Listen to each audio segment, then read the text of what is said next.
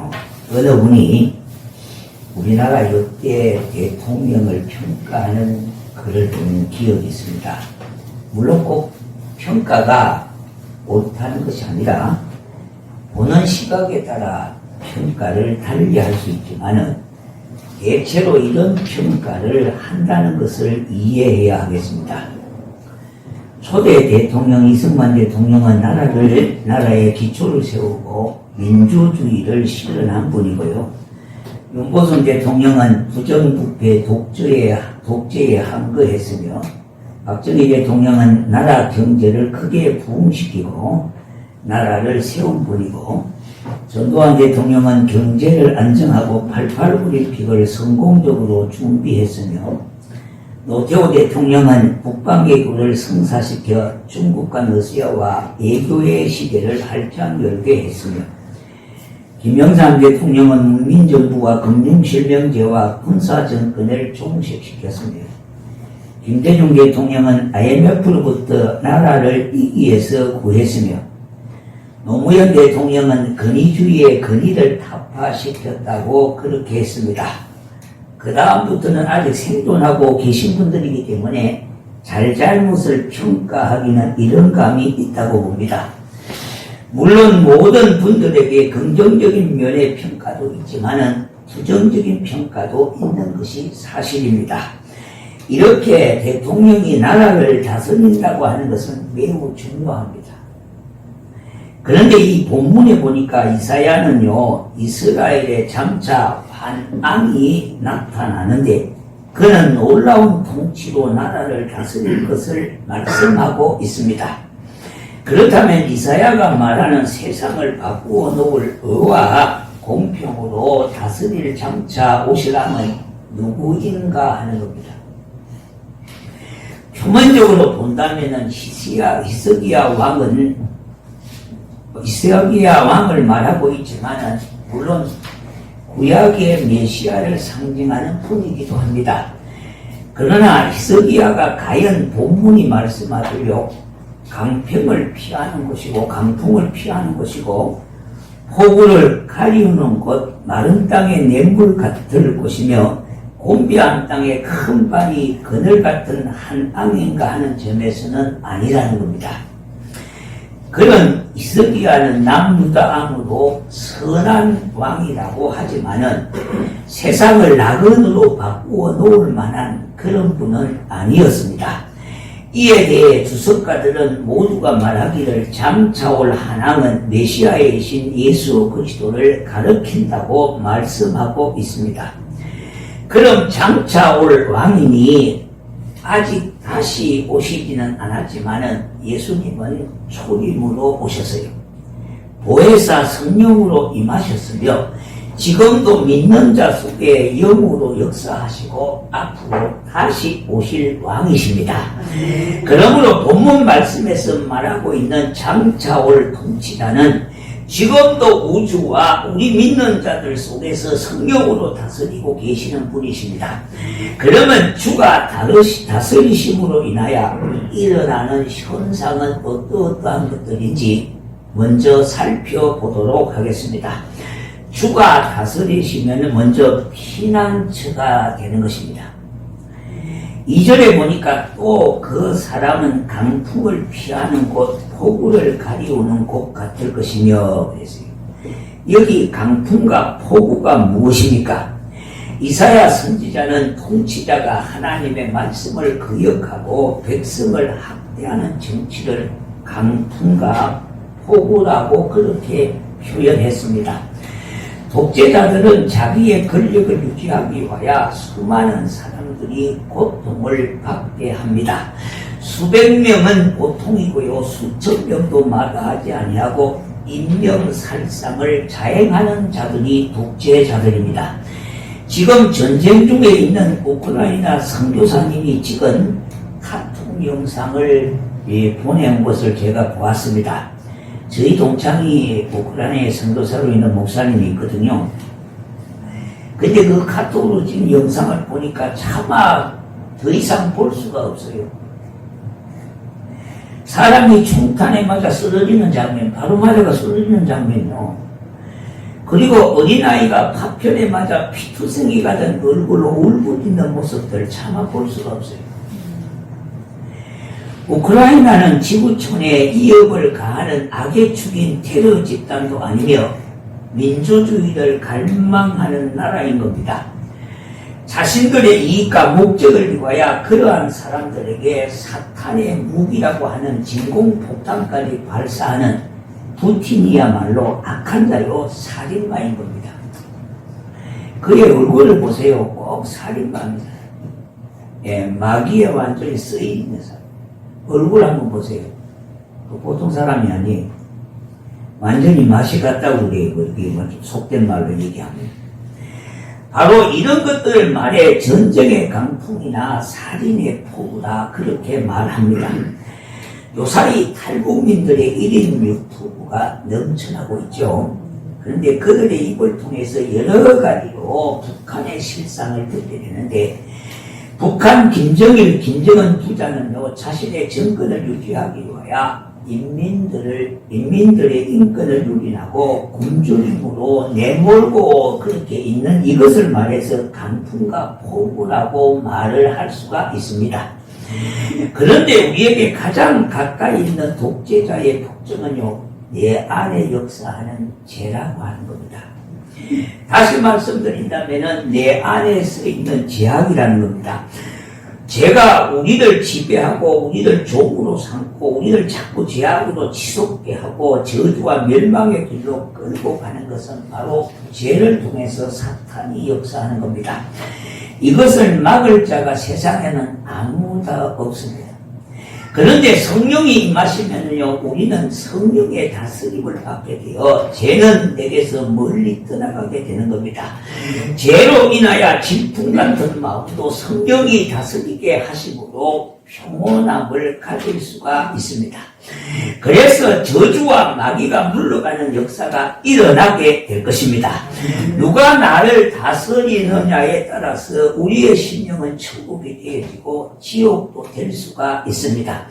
여기에 대해서 로마서 6장 22절과 23절에 이제는 너희가 죄로부터 해방되고 하나님께 종이 되어 거룩함에 이르는 열매를 맺나니 그 마지막은 영생이라. 죄의 삭선 사망이요 하나님의 은사는 그리스도 우리 주 예수 그리스도 안에 있는 영생이니라. 그렇게 말씀하고 있습니다.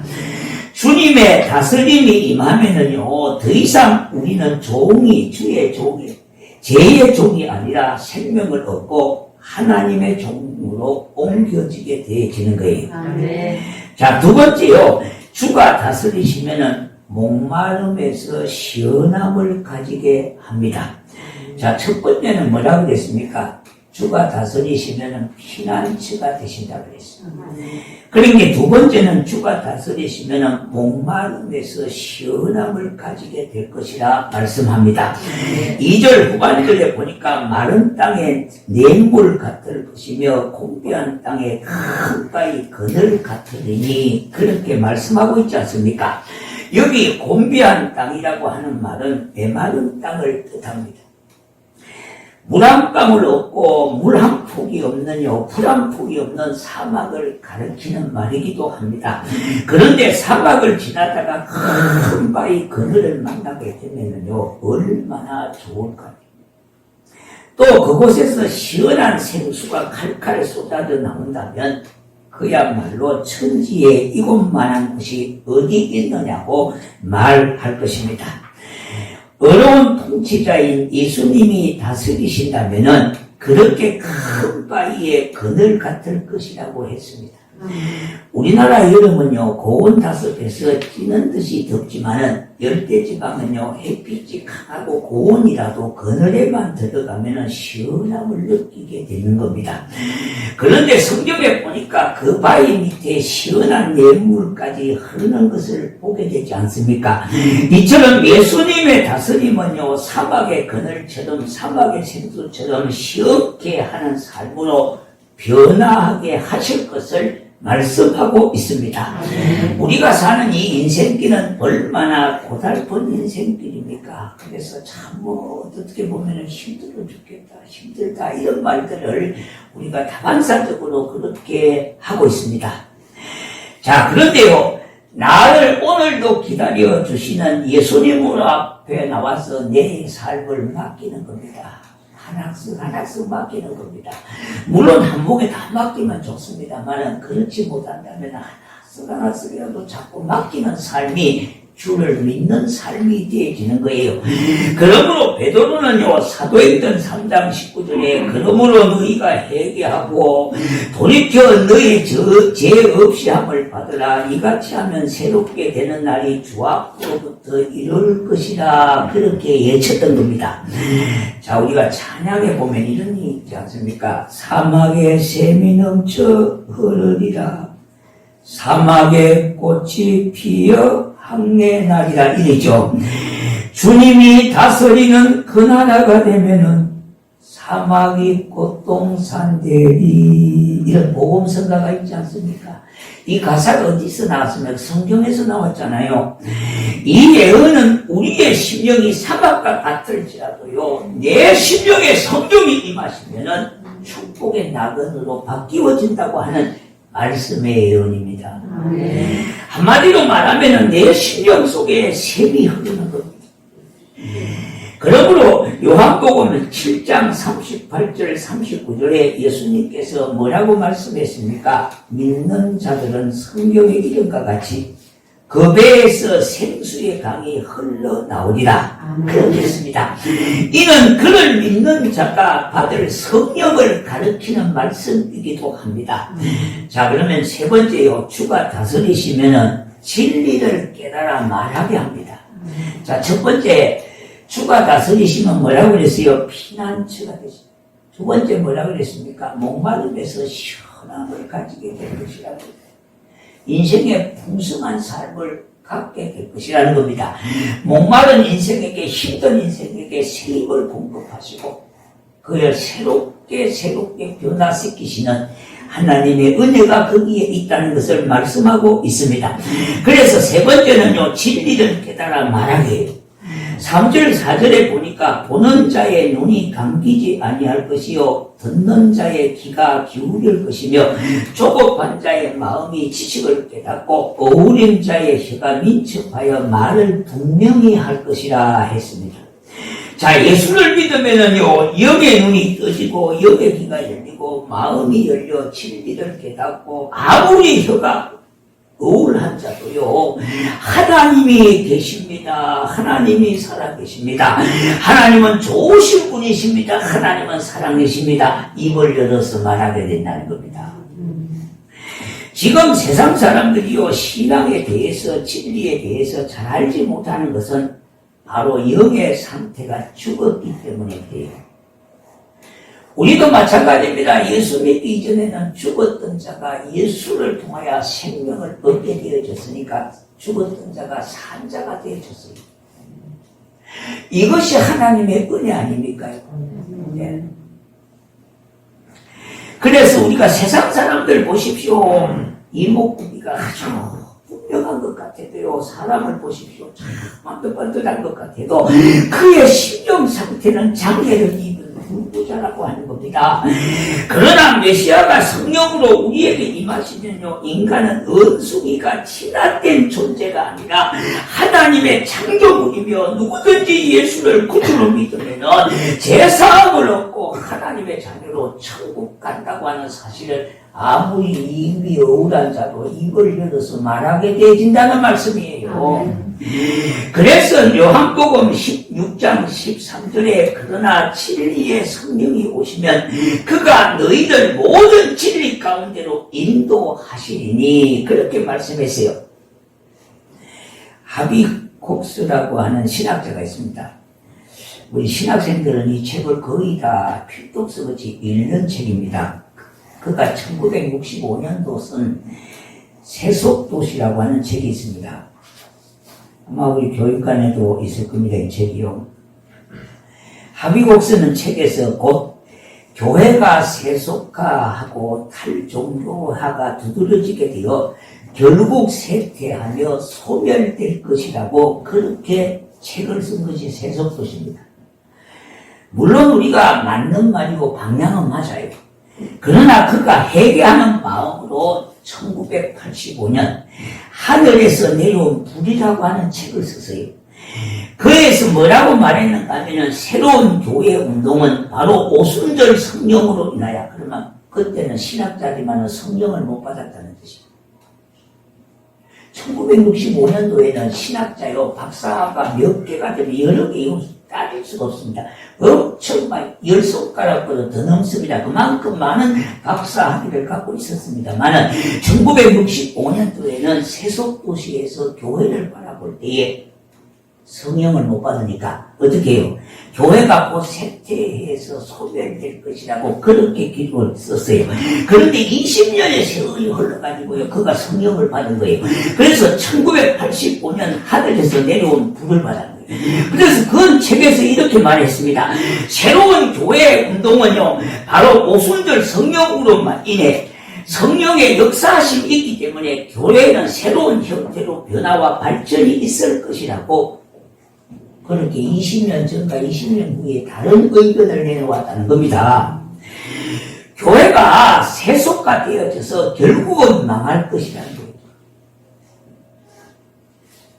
자, 여러분, 그와 같이 망할 것이라고 하는 이 사실이 심령이 새로워지고 성령이 임재하니까 어떻게 해요? 새로운 변화와 발전을 통해서 그렇게 이루어질 것을 말씀하고 있습니다. 자, 우리가 가만히 이 말씀을 보면은요, 자, 이들이 이제 성령의 역사하심으로 심령의 문이 열리니까 예수 그리스도를 알게 되었잖아요. 하나님 나라를 보게 되었잖아요. 하나님의 말씀을 깨끗하게 깨닫게 되었잖아요. 그래서 주의 교회는 영영하리라고 입장을 바꾸었던 겁니다.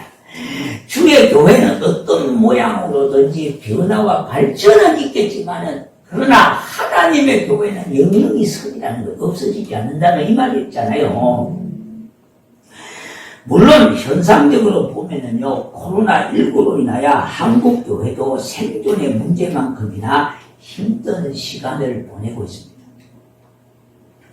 예, 우리 시찰도 마찬가지고 노예도 마찬가지고 참 어떻게 보면은 참 힘든 한 달을 보내고 있어요. 자, 세속도시에서 말하는 현상이 방향적으로 보면은 맞아요. 세속화가 되다 보니까 교회까지도 뭡니까? 세속화가 들어와서 영적인 힘을 잃어버리게 되어졌기 때문에 결국은 쇠퇴해지고 교회는 뭡니까? 망할 것이라고 이렇게 말을 한 거예요. 그런데 하나님의 시각으로 바라볼 때는요, 하나님의 교회는 하나님이 주관하시고, 이 땅의 교회는 뭡니까? 예수 그리스도의 몸에 신령한 유기체가 되기 때문에 없어지지 아니한다는 거예요. 왜? 하나님 나라를 오늘도 이루어 가시는 하나님의 역사하심이 있기 때문에 영영이 선이라고 하는 말씀이에요. 하나님 나라가 안성되어지면 그때는 세상이 끝이에요. 예. 우리가 우선을 보면은 두 눈으로 볼 때는요, 이대로 가면은 교회가 존재하겠나 이럴 정도로 이하감을 느끼고 참 두려움을 느끼기도 합니다. 왜냐하니까 교회가 문 닫는 교회가 지금 폐쇄된 교회들이 있거든요. 왜냐하니까 이 뭐 월세도 못 내고 있다 보니까 그렇게 돼요. 네. 어떻게 보면은 인간적으로 볼 때 돈으로만 가지고 본다면은 그런 시각도 가질 수도 있어요. 그러나 영적인 시각을 가지고 본다면 어떤 모양으로 변모는 하겠죠. 시대에 따라 교회도 어차피 그 사람이 거하는 곳이 아닙니까? 그러나 없어지지는 않는다는 겁니다. 하나님의 교회는 뭡니까? 하나님 나라의 완성이 이루어질 때까지 뭡니까? 이 땅에 존재하게 되어지는 거예요. 하나님의 역사하심을 바라보아야 하겠습니다. 지금도 하나님께서는 역사하고 계시고 어떠한 형태와 어떤 모양으로 역사하고 계신다 이 말입니다. 이러한 시각을 가지지 못한 합의 곡선은요, 여러 개의 이름 말할 수 없습니다. 신학 박사 학위를 많이 가지고 있는 분이에요.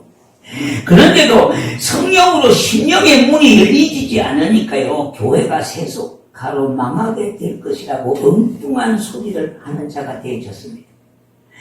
한마디로 무지한 발상이고 불신앙적인 요소에 사로잡혀 있기 때문에 그렇게 말한 겁니다.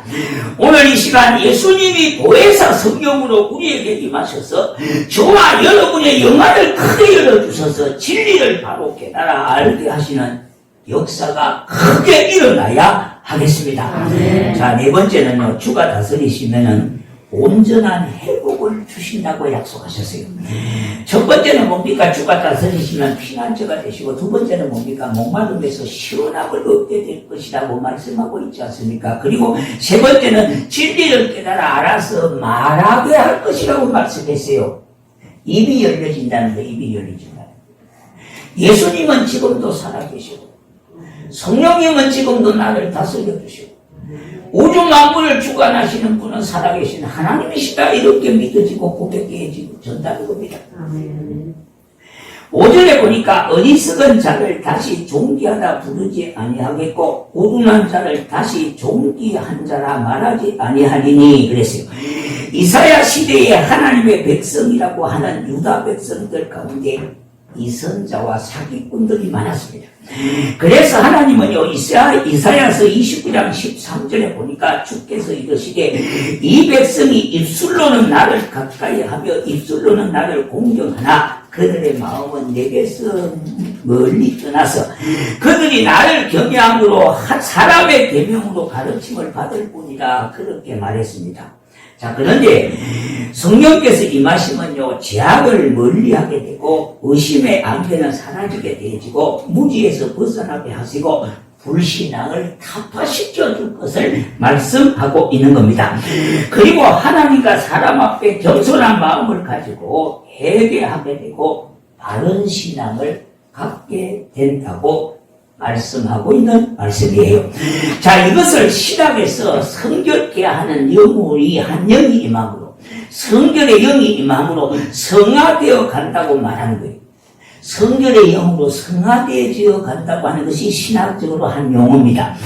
내 안에 염소와 양을 분리해내는 것이고 좋은 나무와 나쁜 나무를 골라내는 것이고 또한 알곡과 가라지를 분리하는 것이고 죄와 진리를 분별하는 것이고 좋은 고기와 나쁜 고기를 분리선별하는 것이라고 말씀하는 겁니다. 자, 그렇다면 메시아 왕국이 임하시면 어떻게 될까 하는 점입니다. 오늘 이 본문 말씀 32장 15절에 그 답이 나와 있습니다. 마침내 이에서부터 영을 우리에게 부어주시니 강야가 아름다운 밭이 되며 아름다운 밭을 숲으로 여기게 되리라 그랬어요. 예수를 구주로 믿고 아버지를 경외하며 성령이 임하시면 의로운 하나님 메시아의 다스림이 이루어진다는 말씀입니다. 이 위대한 왕의 다스림이 얼마나 내게 가슴 설레는 은혜입니까? 주가 나를 다스리십니다. 사랑하는 성도 여러분, 주님은 나의 피난처 되시고 나의 우편 그늘이 되시며 목마른 인생에게 우리들에게 생수가 되시는 만왕의 왕이십니다. 아멘. 이 주님이 나를 다스림으로 말미암아 메마른 심령 위에 생수의 강물이 넘치는 역사가 있게 될 것입니다. 아멘. 그러므로 우리 모두 이와 같은 귀한 은혜가 우리 모두에게 있기를 주의 이름으로 축원합니다. 기도하겠습니다. 우리 말씀을 좀